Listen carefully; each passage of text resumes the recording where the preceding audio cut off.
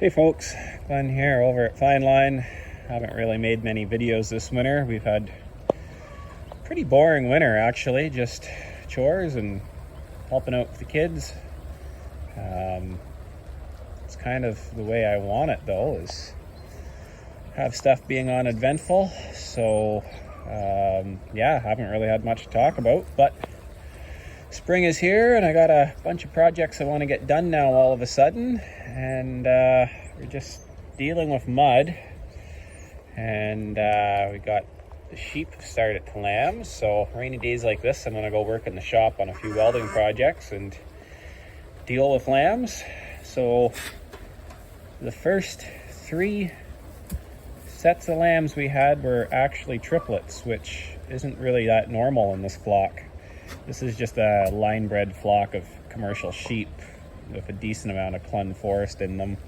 Some of the ewes show it, some of the ewes don't. None of the ones here do. Well, that old girl there does.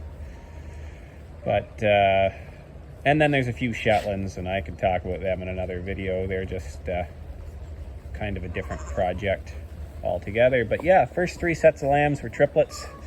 This mother here, unfortunately, had 2 stillbirths, but she's raising that one.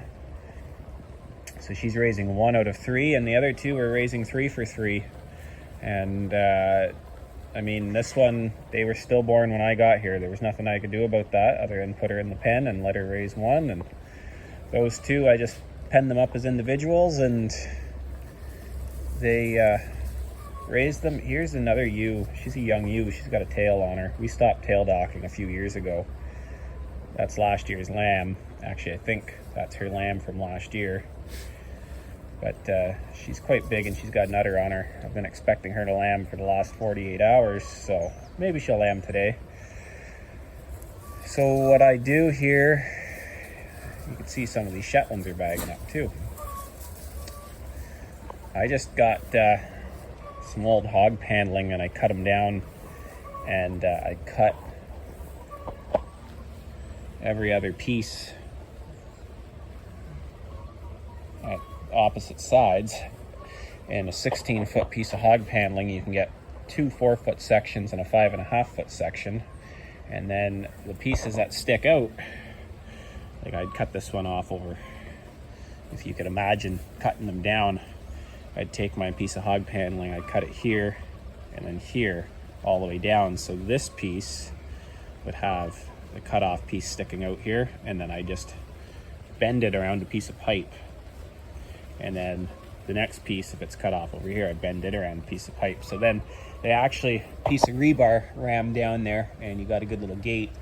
So I've got 4 of these pens made up. I can just put them all along this wall here as I get more lambs. This ewe, she's just got a single in here. He's just tucked in there behind her. There you go.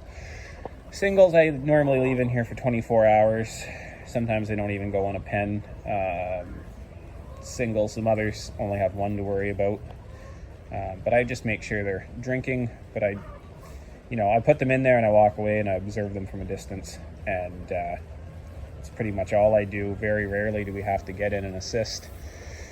These guys, they spent about 3 days in the lambing pens just because I want to make sure that they were all doing really good, and then I put them in there. And then they've got access to the water and hay, and as more sheep lamb, I'll extend this pen out. And I've got enough of these green gates that I can go right across that yard, hook into the other hay feeder, and get right to the far side of the yard. So I can divide this completely in half as we get more lambs. And then from there, basically everything on this side of these gates then I know hasn't lambed, and everything on that side of the gates has lambed. And like I say, we just keep growing this pen as the sheep lamb. Last year, we had everything lambed out in 3 weeks. It was really nice. And basically, management is everything at the end of breeding season or lambing season that's on this side and hasn't lambed, before they go out to pasture, I'll check them, and if they're not going to lamb and there's no lambs in them, then they either go to the slaughterhouse or go to the sale barn. and everything with lambs stays and goes out to pasture. All the ewe lambs we retain in the flock for breeding unless there's something we really don't like.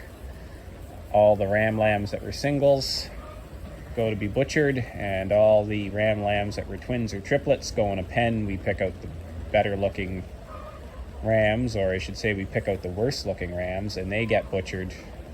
We keep all the decent looking rams. We return them to the flock in November for breeding, and then come Christmas market when lambs are selling high, they can either go to the sale barn or we'll butcher them. Maybe this year we butchered them in January and put them in the farm store freezer and sold them that way. So it is a closed line bred flock, but every year we turn our genetics over and we breed with more than one ram lamb, so we don't have those genetic bottlenecks. If I could breed with 4 or 5 rams on about 30 ewes, I'm happy. And as we continue to grow our ewe flock, we can continue to grow the amount of rams that we put out with them every year. Same thing that we do with the cows, same things that we do with the pigs. So anyway, that's our little sheep flock. I don't think I've ever really made a video on them. Like I say, these are just commercial sheep. My wife Megan got them from a family friend named Gideon, who had them as a closed flock for quite a few years, and he is passed away and is now gone, and my wife refers to her sheep as Gideons. So maybe one day they'll be a breed all on their own, who knows. Anyway, I just thought I would share with you our sheep flock. Isn't that a good looking family there? Smart little ewe. She's actually just a 2-year-old. Actually, they're all 2-year-olds, and they all had triplets. We rarely see triplets. We maybe get one set a year, so to have the first 3 all triplets was kind of weird. Anyway, I'll keep you posted on different things we got going on this spring, and take care.